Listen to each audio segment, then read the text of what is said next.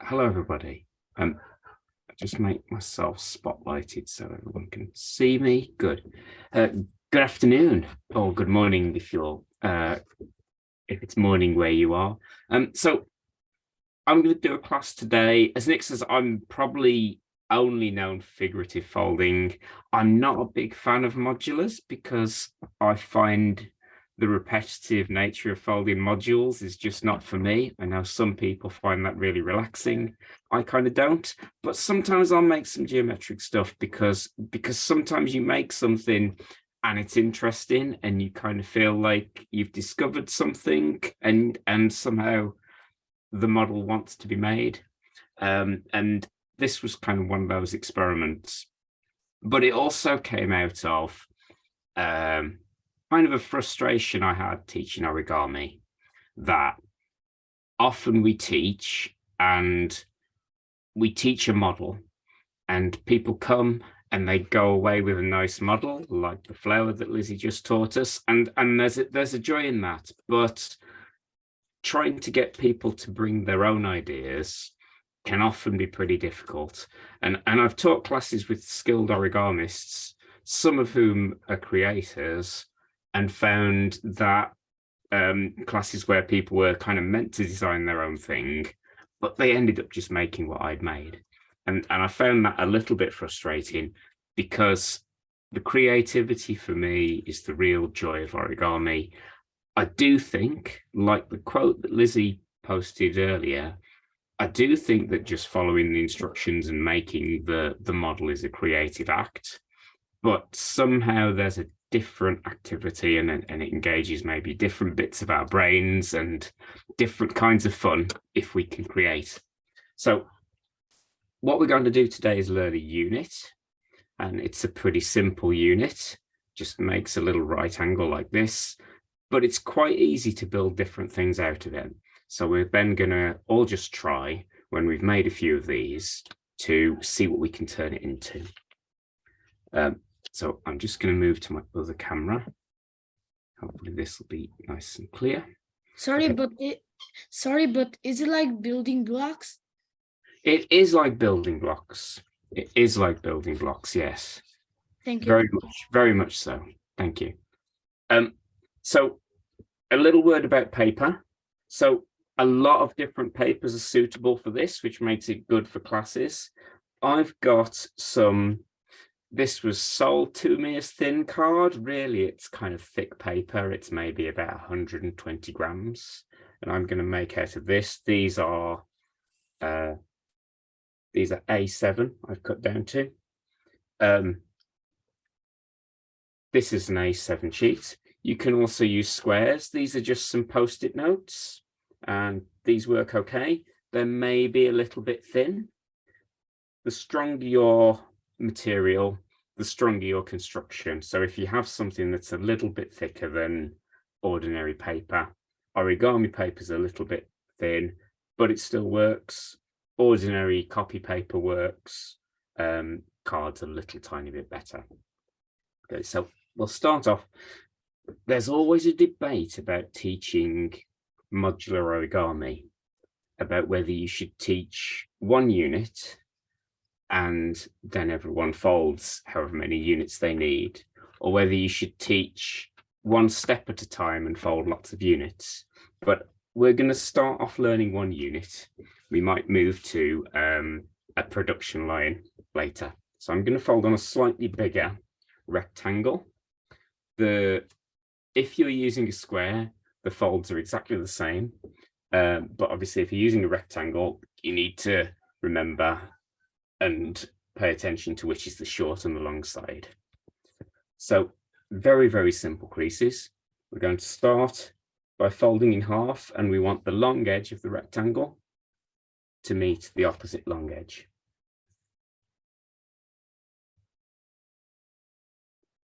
And give these a really good crease. We want really firm creases, please, because that will just help the model form into the 3D shape. When we've done that, we can unfold. And we're going to just take the bottom edge and fold it into the center.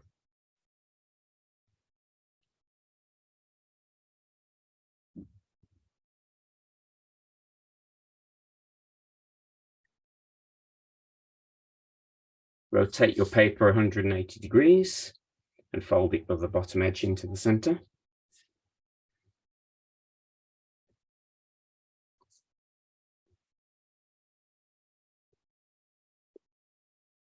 And again, make sure everything's creased.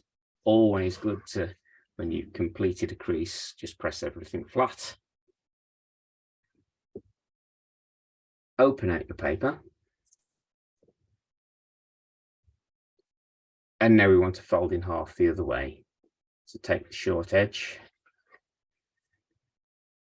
lay it on the opposite side.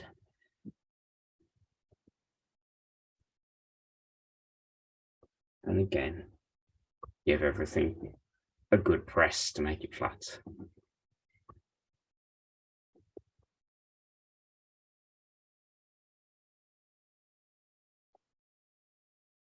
Okay, hopefully I'm going at an okay speed for everybody. This folding isn't too challenging. Fold in half again, bring the top edge down using the existing crease, like so. So we've made another silver rectangle. On my paper, because I started slightly bigger, this would probably be A8, but you've probably got an A9 now if you started with an A7 square. Here I've got a corner. This is actually the center of the paper. And I want to fold over at 45 degrees, just down to this center line. And if you are using a heavier paper, this is quite a lot of layers. So really get your thumbnail or your folding tool in there. Make sure you've pressed it good and flat. And we open that up. You can see the 45-degree crease there. I want to inside reverse fold that crease. So I'm just going to push it in with my finger. And again, I'm going to press everything flat. Firm creases really matter, and there's a lot of layers for me to go through that. So we're now going to open up everything. And as I'm looking at this, I've opened it up. The horizontal creases at the top and the bottom are valley folds. And I'm going to take the top one of those and fold it in. And I'm going to turn the paper over. I've now got a mounting fold here, a horizontal crease. I want to make sure this crease is in, but I'm not going to fold it all the way under. I'm going to leave it at about 90 degrees. And now we're going to collapse the model. So the easiest way to do this is, if you hold the paper at what was the center horizontal crease, we want to put this middle crease in as a valley. And you've got to just encourage it. You'll see the paper start to form a 3D shape. And it's quite good to put your fingers inside to just make it happen. So you've then got a shape like this. And then we push here and here. And we make a right-angled form. So I'm going to try that one more time, because the collapse is much more difficult than the folding. But once you've made it, it's quite strong. I'm just going to carefully unfold this. So I'm here, I've folded my top quarter down. The bottom quarter, I've folded under, but not all the way. And then I want to make this central vertical valley fold. As I make it, I put my fingers inside the little pockets and bring together, and then a push.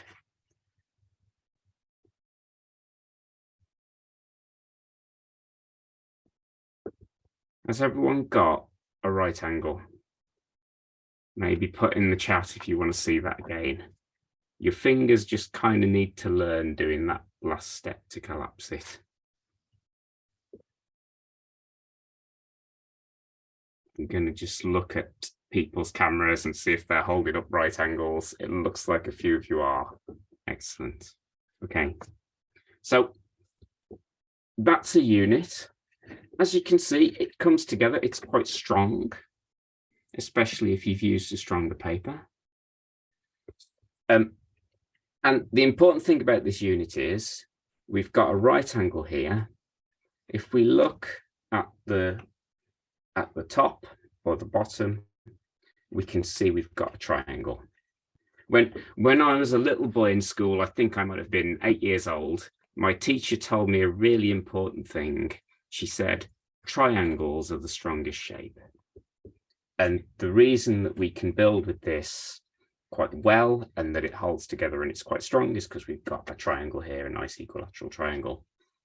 So we need to make some more units. Maybe some of you are already racing to make units. We're going to try making these in a bit of a production line method. So our first crease, if you remember, is to fold the paper in half, edge to edge.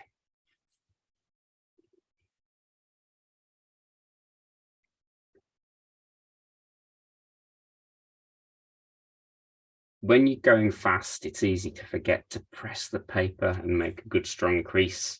So do make a good strong crease. I'm going to make a few more.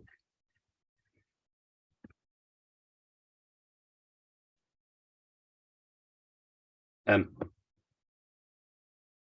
not sure how long it will take a big group like this to fold lots of pieces, but we're going to probably make these units for about 10 minutes or so.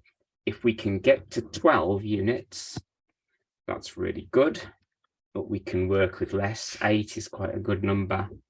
We can make different things. The more units you have, the more options you've got for making different models. Got an adjustable picture frame, Lee. There's an adjustable picture frame. Yeah, there's various things you can make with this. So making 4 gives you some fairly easy choices about making some different models. Making more than 4 gives you a lot more options.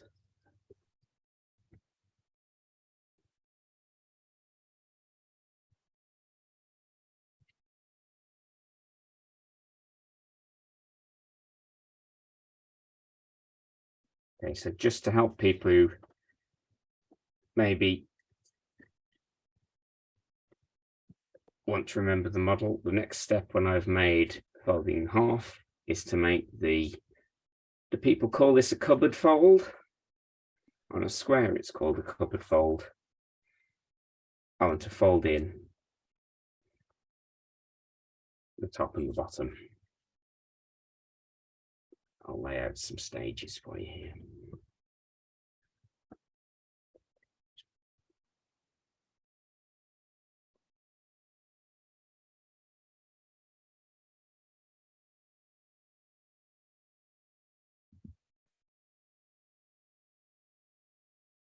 I hate to be a pedant, Lee, but that looks like A6 rather than A7. I've stepped.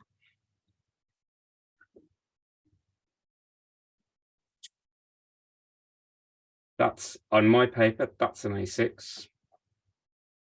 That looks like an A5 to me.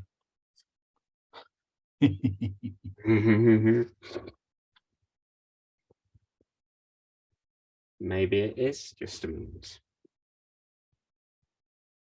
This is A5, so that must be A6. Must be a perspective thing. Must be zoomed in on my camera.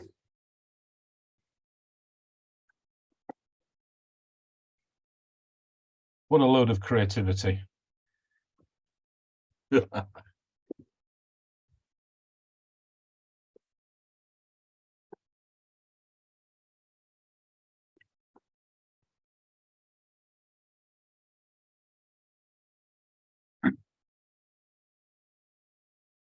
So what inspired this, Lee? The most important part of any origami artist process, playing. Doodling. Doodling. And the fact that these come together, I'm sure I'm not the first person to discover this. I've tried to find this module or something quite like it, and when people are having a little play and maybe making their own things, I'll look at the history. If anyone knows what they've, if anyone's found this before or knows of, has previously discovered this model, I'd be really interested to know. I look to Mr. Salas there as our esteemed history expert, but it's there are similar things out there. We'll look at some similar models in a little. Hans Werner would be my go-to. Yeah. There's a Toki Yen model that's similar but not the same, and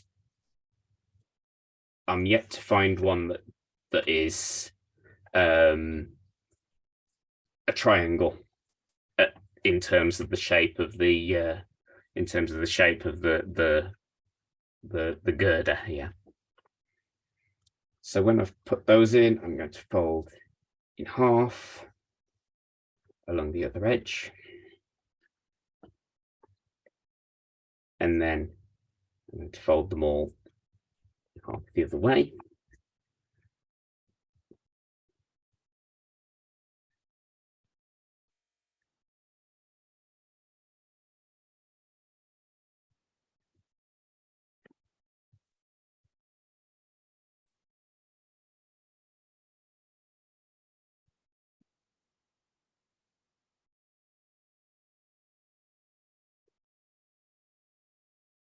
But as Lizzie says, we don't really care whether it's totally new to the world, do we? It's new to you.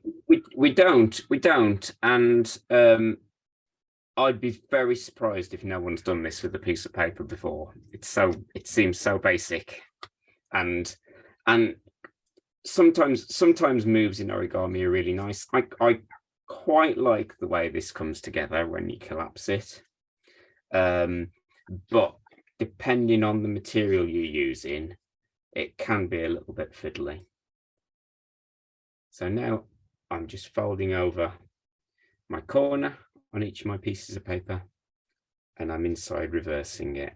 And I'm not forgetting to give them a good press, because that slightly tricky collapse move is going to be just a lot better if I've got nice firm creases to work with.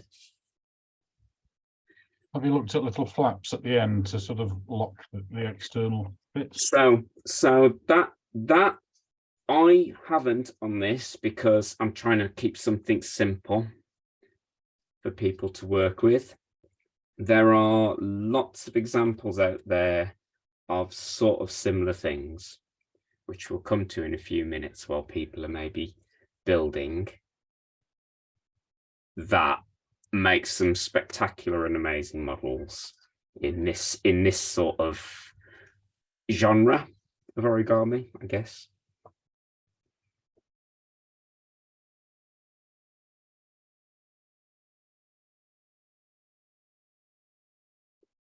So I've not tested this on a class of absolute beginners. I have tested it on my children who don't really do origami very much, and they were able to successfully fold it with a little bit of encouragement, and a little bit, but as always, no model really survives contact with the students, does it? And so one of the things that, because I make 3D models a lot, one of the things that I'm really conscious of when I'm trying to teach something that either is 3D or turns from flat into 3D is that my hands have already learned a lot of things, and I don't really know what my hands have learned. So I have to be very conscious of how I give instructions, to try and give instructions that that people can follow and that become easy enough for them to achieve things like a collapse. It's very much like the, you know, when people first learn to collapse, say, a preliminary base, if you hold the paper in a certain way, it becomes easy. If you hold it in a different way, it becomes much more difficult. So I'm going to try my collapse again. If you need help with this, I'm looking at this from the side where the horizontal creases are mountains. I fold one right under. The other one, I'm going to fold down a little bit. If I fold it all the way under, these two get trapped when you try to collapse. So I want a bit of a gap here. And then I want to make the valley fold along this central vertical crease. And I do it by holding the paper at the two ends here and even pushing my fingers inside, because that helps open up the model. And then a push.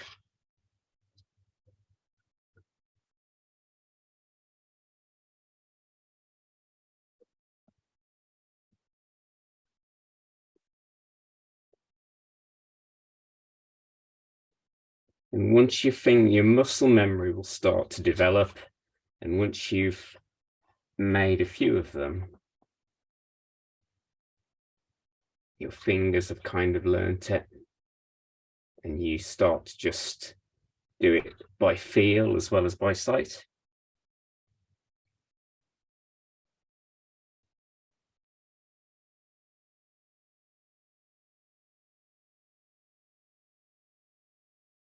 Have you tried putting in just half the internal creasing? Because you only need it on one side of it, don't you? You do only need it on one side, but I wanted a very easy way to do it, because lining up here, actually, yeah. I can line up on a square.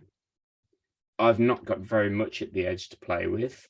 Here I've got to line up against this this crease and make a 45-degree crease and bring this bottom layer across, which is entirely possible, but there's a real danger. I'm going to spoil this model just to show you. There's a real danger if you're teaching beginners that they'll fold right to the top edge, whereas actually it doesn't come to the top edge on an A4 on a silver rectangle. Yeah, it's fine with a square, but there's a little gap here, and that felt like a nasty trap that people would kind of get stuck in and not make the model work. So that's why I did it that way, and it just felt like it was just easy to give that instruction. But you're right, Nick. You could change the folding sequence a little bit. See if that one will hold together now I've mushed it. And there is a danger with your students that if they don't get these creases right, and you've got maybe too many attempts here, the collapse just won't work, because you'll have mushed your paper a little bit.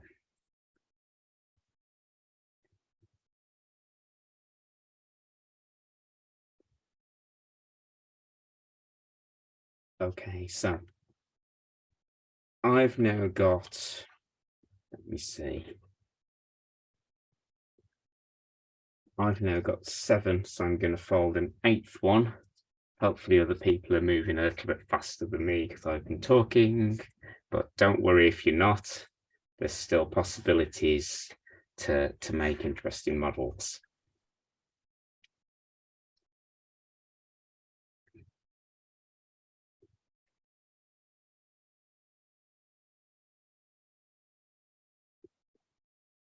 Can we do a bit of a show of hands, or people maybe type in the chat? Just tell me how many units you've made.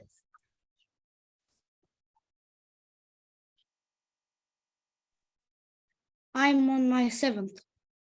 Okay, that's good.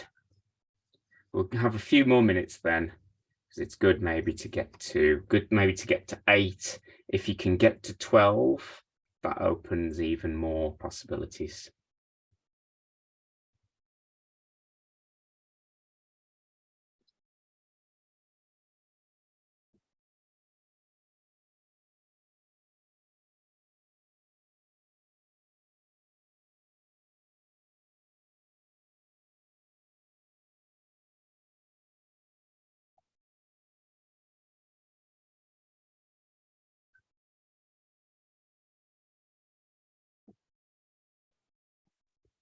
So Lee, you're making these from squares. Your flaps are going to be shorter. Does that limit They are. So possibilities? it changes what you can make a little bit. 1 second. So if we look at, just need to move some of my units out of the way. While people are making, I'll just talk about this. So if we look at the crease patterns, okay, so just for Mr. Robinson, this is an A7 piece of paper, and this is a post-it note, which is very close to 7.5 centimeters square. That's a 7.5 centimeter square origami paper. You can see that they're almost the same. So I use these because, as you probably know, they're pretty close in terms of the dimension of the short edge of the rectangle is pretty much the same as the square. So you can see the different result that you get. And you can see, those of you who can interpret crease patterns can see what's happening here. Basically, I've got a longer arm on the rectangle than I've got on the square. As you might expect, that opens up other possibilities. So one of the things that you can encourage people to do is experiment with the unit. So does it work with other rectangles? Yes, it does.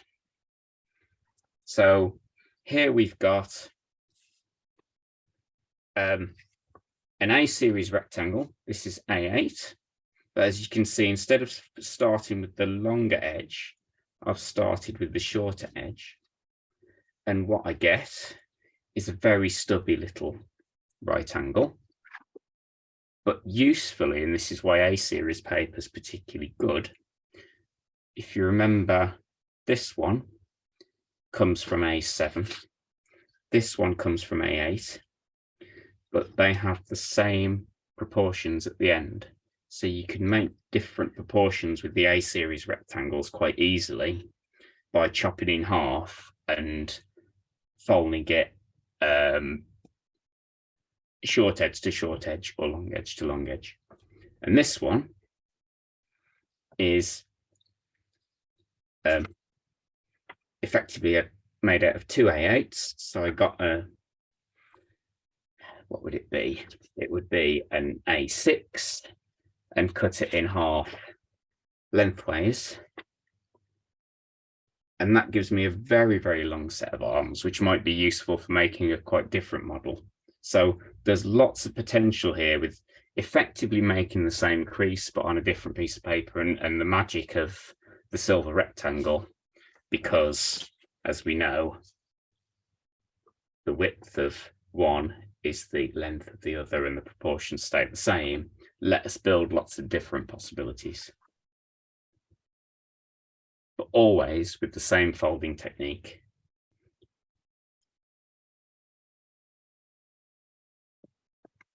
Okay. Hopefully people have got a reasonable number of shapes now. Take a look at, you had a couple of your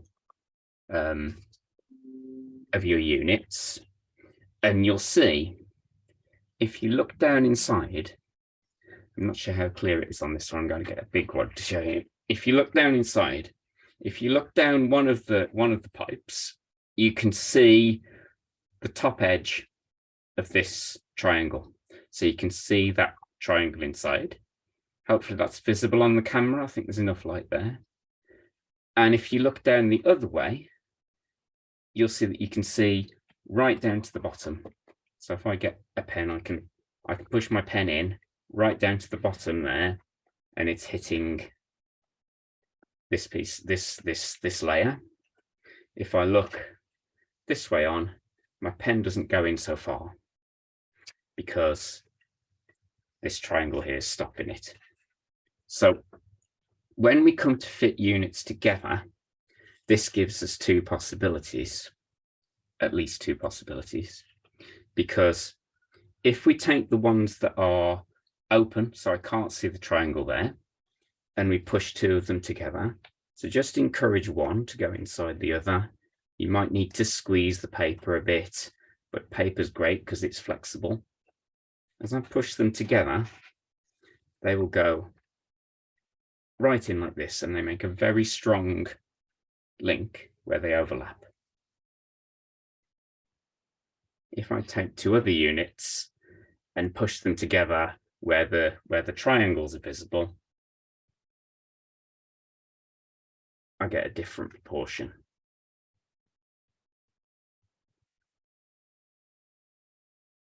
And it's still quite strong, especially if you've used a stronger paper.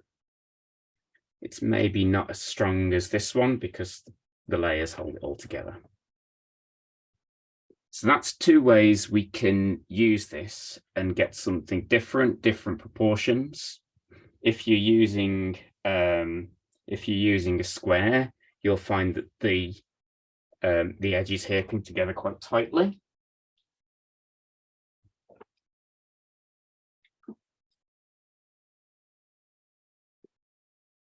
Get the right piece.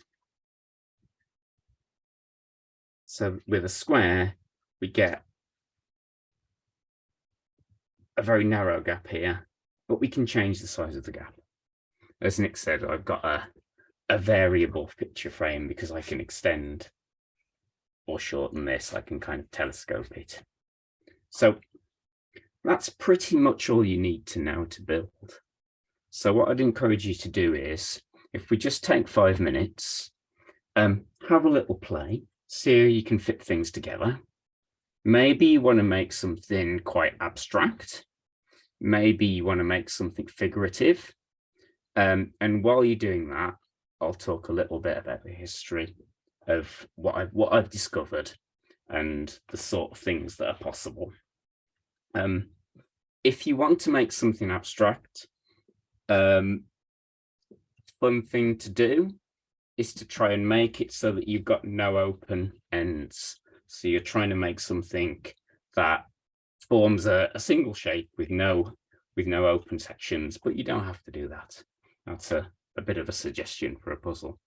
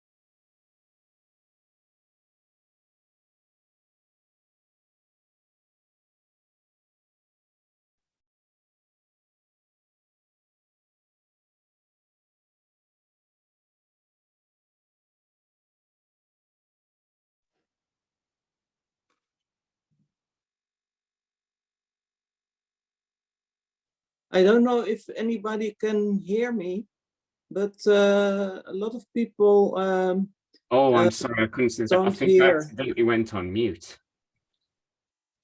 Yeah, so from the that you shared the screen, Yeah, there was no sound. very sorry, and I couldn't see the chat. Thank you. I'll go back just a moment. So I'll try again. Can people hear me now? Hopefully. Yes. So, yeah. So I tried to find the history of this unit. I've not found one exactly like it. The nearest thing probably is by the great Toki Yen, and he created this umulus rectangulum, which is a kind of a puzzle, and it forms this really interesting shape that is kind of 3 interlocking rectangles, or 3-dimensional rectangles. It's quite a difficult fold for a beginner, I think, because you need to divide your paper into fifths, and you need to put folds at very specific places. When you collapse it, as you can probably see from the diagrams here, it makes a girder that is a square at the end rather than a triangle.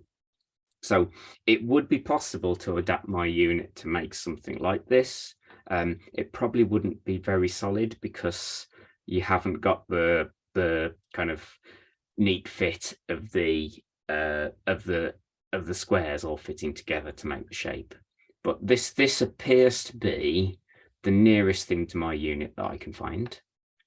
Of course, this genre of origami, which is known as wireframe origami, has been explored in other ways quite a lot before. So Thomas Hall's 5 intersecting tetrahedra is probably one of the classic modular folds, and it uses a similar principle, but you need to have little tabs to lock the units together. They don't fit together in the same way that mine do,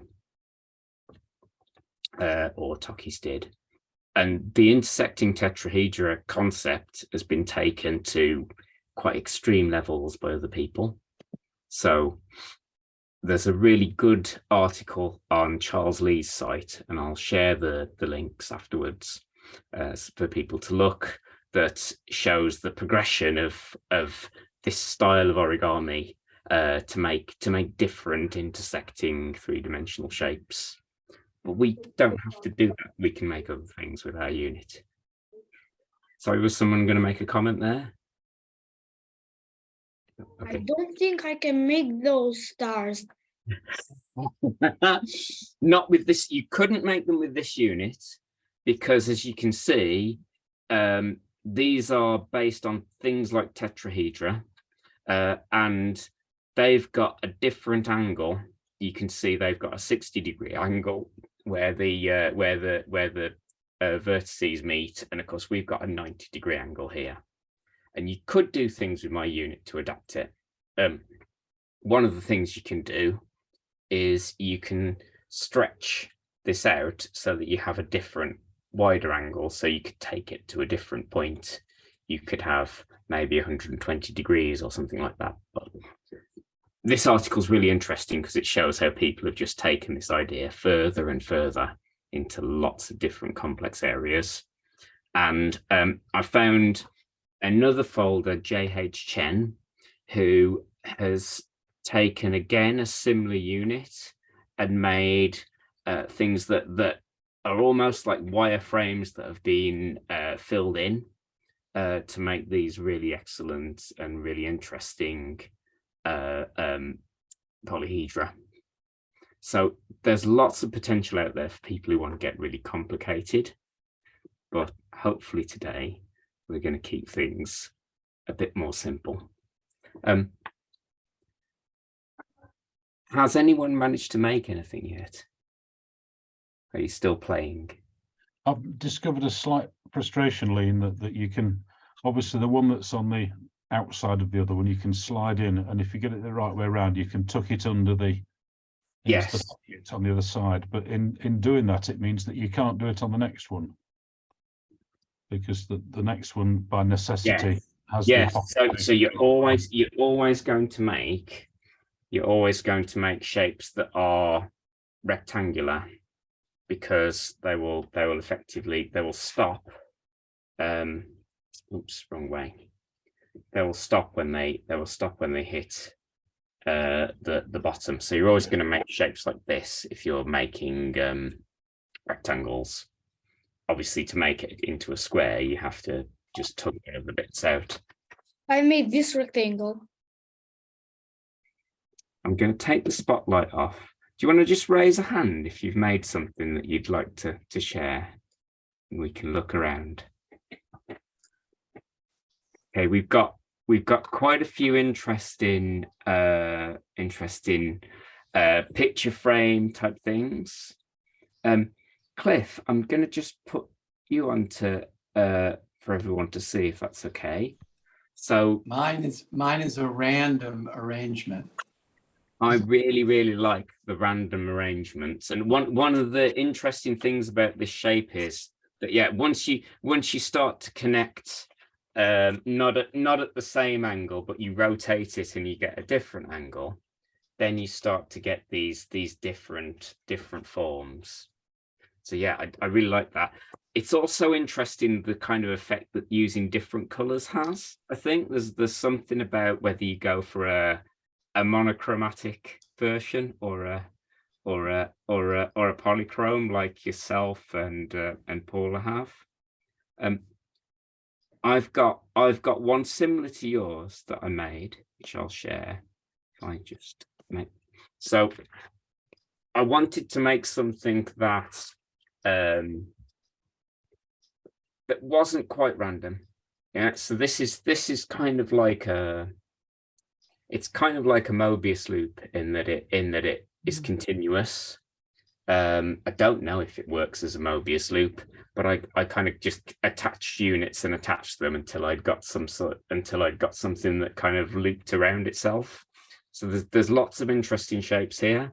I think this is really interesting to explore, because often in modular origami we're going for a very regular polyhedra type shape, and this unit kind of gives us the opportunity for a bit of craziness. And because paper's a little bit flexible, this probably isn't geometrically perfect.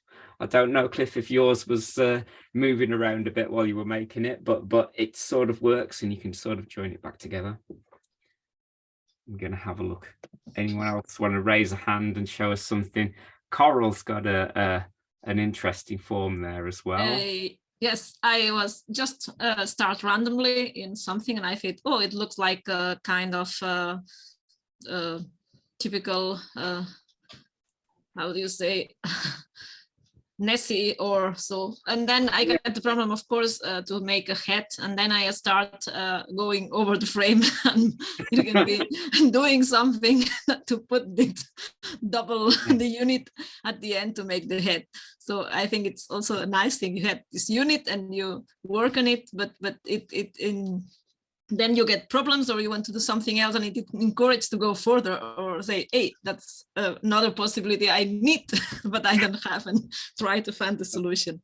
That's right, which is why maybe making the ones that are slightly different proportions So sometimes I just might help. try somehow to put it there.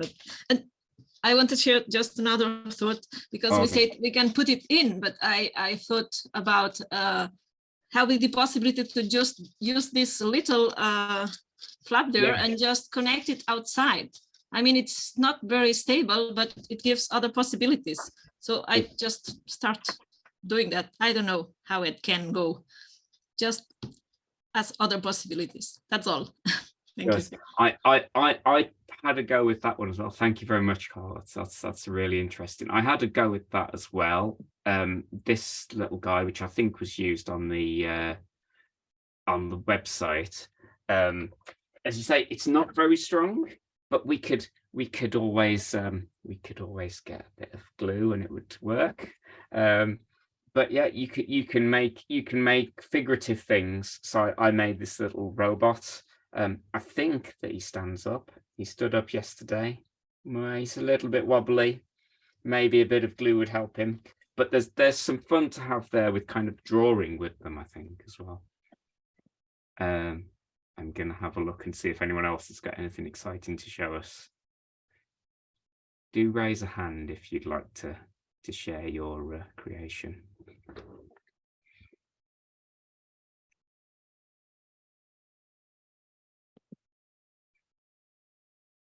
Quite a few people are still building. That's a good sign. Mereda, you've got something there. Another possibility, which I haven't experimented much with, and I don't know if this was where you were going, but we can make letters and numbers. So we can do kind of calligraphy. I was starting to make a maze, but this is how it turned out. A maze is a brilliant idea. That's fantastic. You'd need to make quite a few units, but that's a really clever thought. Yeah, I like it. Thank you.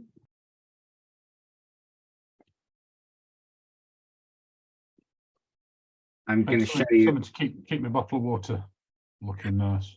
A tea cozy, Nick, is a original idea. I got a couple more I'll share, and then if anyone else has got any others. One thing I'd say is that lots of materials are possible. So these are train tickets. Train tickets are a dying thing now because we all do it on our phones, but sometimes you get a journey, and the train ticket is not a regular shape even, but it's okay. And it makes a really strong model. So it's useful to experiment with whatever you have lying around. Junk mail is fine. And I also had to go at some sort of regular geometric shapes. So this one is simply using the 60-degree angle to basically go round in a circle or a triangle. And of course, there's kind of two versions of this. So this is made out of squares, so it's post-it notes, and you get this kind of S shape running round. But if you use, and this is where I've pressed the two together to make the tight lock. If I flip it round, I get this shape, which is the same thing, but with the shorter edge here. So there's lots of potential for these sort of things as well, and we can interlink them and make chains and so on. And I think if these were the right size, they'd fit together in one inside the other, but I don't want to break my model to try it. Okay. That's pretty much the end of the class. Thank you very, very much. I'm very happy to see people playing and sharing their creations. If anyone's got any questions, or are we coming into lunch now, Nick? Is it lunch break time? We're heading that way, yes, slowly. Okay. I have a slight remark. If somebody wants to make the how did it called, the Imulus Rectangulum by Tokien, I made the instructions how to make the starting shape, and I sent the PDF to Nick just now. Maybe he can put it on his screen or share it with us. If it's all right with you, Paul, I'll put it on the Didactics website. Yes, that's fine. We have a page on there for resources from previous conferences that people have allowed us to share. So anything of interest of use we can put on the website. Okay. I think that's not come through as a clickable link. I suggest maybe it would be nice for also for Lee that we make a screenshot from all the things we built just for a moment, and that he gets a kind of gallery of the. That would be awesome. Thank you. A bit of inspiration for me as well.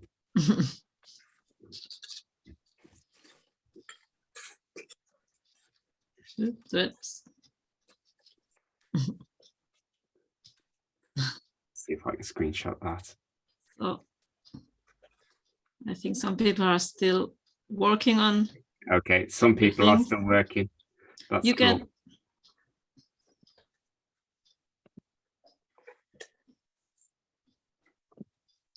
We also have a Didactics Facebook page. If you make anything nice today and you want to take a photo of it, go onto Facebook and please share it on our group.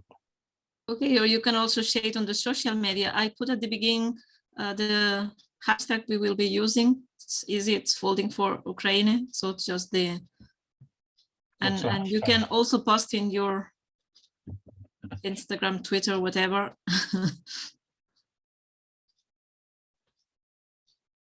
Some of us are too old for hashtags. So it was the photo done, or I mean, I've taken the photo. freeze Yes, there for a while, but Never too old for hashtags.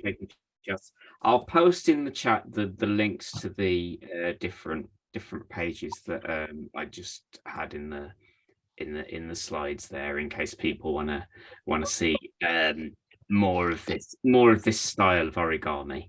As I say, I was hoping that I'd find someone who'd made something with this exact unit, but you guys are trailblazers on that. I think Coral's one looked like a dragon, Chinese dragon, maybe. I think there's definite dragon possibilities. I sort of made a giraffe as well, but I haven't got that with me. Because Loch Ness Monster, Loch Ness Monster, yeah, but the long necks definitely possible.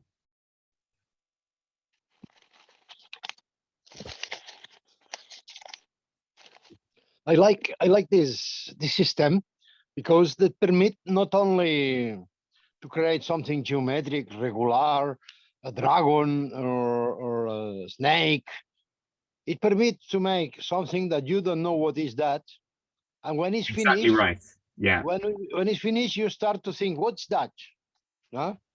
Exactly. That's another kind of creativity, or you are not preoccupied for the creativity. You obtain one object, and I obtain here galactic freedoms pipe.